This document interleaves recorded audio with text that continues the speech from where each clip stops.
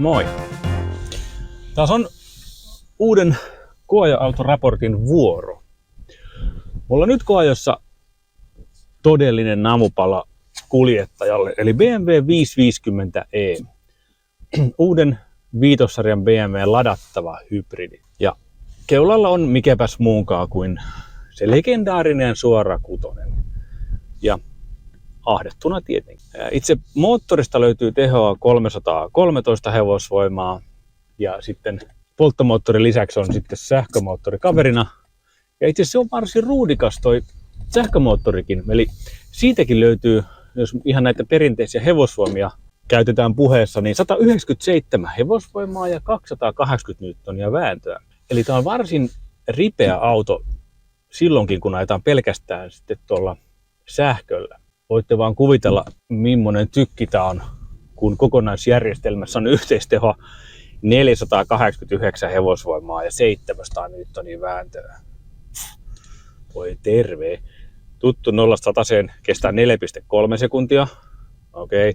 Markkinoilla löytyy nyt sähköautoja, mitkä täräyttää ton lukeman vieläkin hätäisemmin, mutta ei sillä nyt ole merkitystä.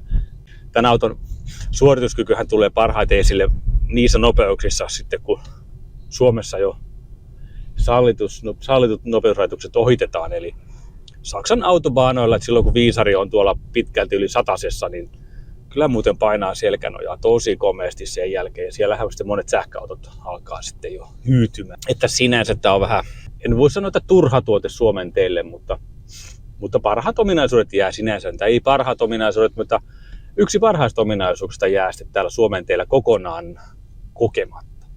Tehdashan lupaa tälle sähköistä toimintamatkaa sinne 85 kilometriä ja siinä on merkittävä parannus sitten edeltäjäkoriseen 545. Arkisessa ajoissa sillä teki tiukkaa, että pääsi edes 40 kilometriä.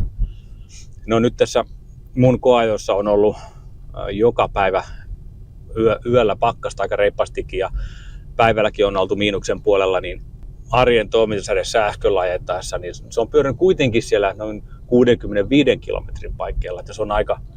Se on todella hyvä saavutus ja merkittävä parannus tosiaan siihen edelliseen. Ja toi toimintasäde kyllä riittää todella monelle ihmiselle arkiseen ajoon. Ajoin yhden päivän pelkästään bensalla. Kävin päiväseltään Tampereella, reilu 400 kilometriä tuli ajettua sinä päivänä ja lähdin tosiaan liikkeelle täysin tyhjällä akulla. Ja polttoainekulutus vaan 7,5 litraa satasella. Eli tämä on kyllä hyvin taloudellinen auto ollakseen tämmöinen lähes superauton suorituskyvyn omaava perheauto. Ulkoisesta muotoilusta voi olla montaa mieltä, osa tykkää, osa ei. Mun silmään tämä ei tule semmosia wow-efektejä, eikä tule semmoista tunnetta, että olisi kiva istuskella kotona parvekkeella, juoda aamukahvia ja katsoa parkkipaikalla, että onpas hyvännäköinen auto mulla. Ei tule semmoista tunnetta. Ja sitten kun hyppätään kuskin paikalle, ikävä kyllä tässä kabiinissa ei tule semmoista wow-efektiä niin kuin tulee jossakin E-sarjan Mersussa.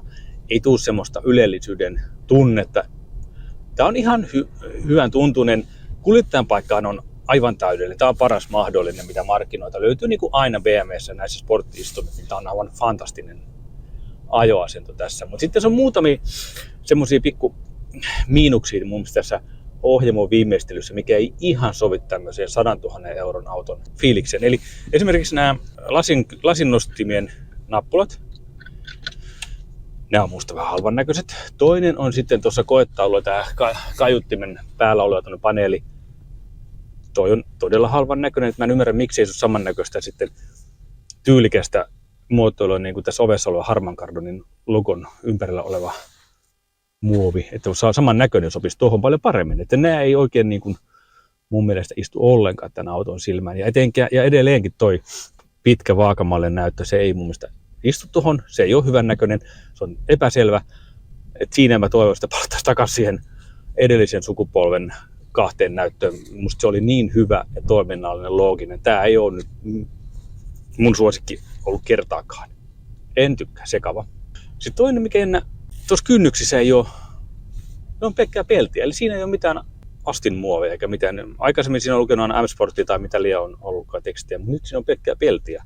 Sekin näyttää vähän hassulta, että kun on tottunut semmoisen pienen viimeistelyyn, BMW:ssä on yleensä ollut ja semmoiseen hyvää laatuvaikutelmaa, niin tuossa on se pieniä sitten mun mielestä vähän kömmähdyksiä. No sitten taas semmoisia mukavia ja ihan makeita asioita. Esimerkiksi nämä puhaltimen suuttimet on tässä keskellä kivasti tuossa piilossa, eli ilmat tulee tuolta väleistä ja makeen näköinen. Sama kuin tuolla sivuissa.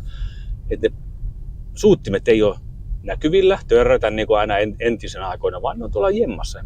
Makeasti tulee epäsuorasti toi ilma. Siitä pisteet. Langaton latauspaikka. Puhelimen on helppo laittaa sinne, ottaa pois, ja niitä paikkoja on 2. Ja toimii hyvin, puhelin pysyy paikalla. Ei pätkilataus, siitä pisteet. Ja totta kai toi navigaatio toimii hyvin, se reagoi hyvin ja näin, mutta tämä informaatio on mun mielestä on vähän sekava tossa, että ei ole niin kuin mun mielen. Ja tämä pienolakattu pinta, sehän on tosi hyvän näköinen silloin, kun se on puhdas, mutta se ei kauaa pysy. Ehkä jos tämmöistä autoa ostaisin, niin ei pienolakattua kyllä valitsi siitä. Mutta toisaalta mulla on tässä vähän sama ongelma, olisi tämän auton kanssa kuin Tommi Mäkinen Reenvallilla Luottomies-leffassa, että jossa hänellä on ongelma, että mistä mä saisin huomiseksi 1 miljoonan, niin mistä mä saisin huomiseksi huntin, eli 100 000, että tämmöisen auton saisi. Auton ehdottomasti parasta antia on tämä ajofiilis. Mä oon aina pitänyt 5 BMWtä mittapuna kaikelle ajettavuuden osalta, eikä tämä uuskorineenkaan tee poikkeusta siinä, että on aivan fantastinen auto. Kaikki vaan toimii, on se tienpinta mimmonen tahansa, mimmoisia kuoppia tahansa, sulla vauhti mikä tahansa, teet sä mitä tahansa, niin koskaan ei tule semmoista tunnetta, että auto vähän yllättää, tai tulee sellainen tunne, että mitähän tämä teki, mikä tuo juttu oli. Että kyllä siinä on saksalainen insinööri taas ollut. Se osaa niin sanotusti hommansa kyllä, että se on ihan sairaan hieno ajettavuus. On sitten tosiaan luminentia, jäinentiä, loskanen tai routakuoppia, mitä tahansa, niin eleetön ja hieno, ei voi kuin ihailla. Eli täältä sitten löytyy tämmöinen hyvä ratkaisu Suomen kurasiolosuhteisiin ja likaisiin peruutuskameran kameroihin, eli kameran puhdistus. Eli sä voit pestä etukameraa, tai siis se pestää, mutta suihkuttaa vesisuihkulla tai takakameraa. Näin se puhdistaa nyt tuossa tuon etukameran, sitten otetaan noin, uudesta kameran puhdistus, tai sitten voi tehdä molemmissa yhtä aikaa. Mutta sitten palataan tästä kabiinista vielä. Eli niin kuin mä sanoin, kuskin paikka on ihan täydellinen, apukuskiakin kivat oltavat. Mutta sitten, tämä on jännä, auto on yli 5 metriä pitkä. Niin mä en mennä kunnolla mahtua oman ajoasennon taakse istumaan. Eli tässä on sama ongelma kuin siinä i5-ssakin. Eli takamatkustajan tilat on kyllä aika onnettomat tämän kokoiseksi autoksi. Et siitä niin kuin miinus. Okei, suurin osa kuskeista on merkittävästi lyhempiä kuin minä. Ja näin myös ajoasentokin on lähempänä rattia. Silloin siinä tapauksessa varmaan mun taakse tai kuljettajan taakse mahtuukin, ok. Mutta kyllä mun mielestä yli 5 metriä pitkässä autossa pitää olla kuskin pituudesta riippumatta hulppeat takamatkustajan jalkotiet. Sitten jos vertaa siihen edellisen koriseen ladattavaan hybridiin, niin tässä on tavaratila merkittävästi isompi. Se on muistaakseni noin 100 litraa isompi. Ja se on kyllä hyvä kokoinen tuo kontti. Riittää varmasti jokaiselle autoilijalle. Ja tästä nyt on tulossa sitten se farmarimallinenkin versio ladattavasta hybridistä, mitä aikaisemmasta ei saanut. Ja se varmasti sitten kyllä houkuttelee paljon enemmän. Mä muistelisin, että mä ajoin 2021 sen 545 EN sedanin. Niin sen hinta oli alkaen reilu 69 000 euroa. Ja silloin siis. Ja sitten koeajattu auto varusteena maksoi 86 000 euroa. No, tämä uusi 550e, tämän hinnat alkaa melkeinpä samasta hinnasta, eli oli 88 000 vai 86 000 euroa. Ja tämän auton hinta varusteinen vähän reilu 100 000 euroa. Niin ne hinnat vaan niin kuin nousee, että onhan tämä jumalattoman kallis auto ja hyvin harva tämmöistä autosta pääsee nauttimaan, ikävä kyllä. Mutta esimerkki siitä taas, miten hienosti auto on. Miten hienon auton pystyy taas niin kuin tekemään. Vaikka tässä pieniä säröjä onkin kyllä. Ja sitten toi 6-sylinterinen moottori tuolla keulalla. Hienosti sen melutaso pysyy. Se ei pidä meteliä. Mutta kun aina kiihdytät reippaasti, niin se kivasti murisee tuolla keulalla. Et siinä on tosi kauniit sulossoundit.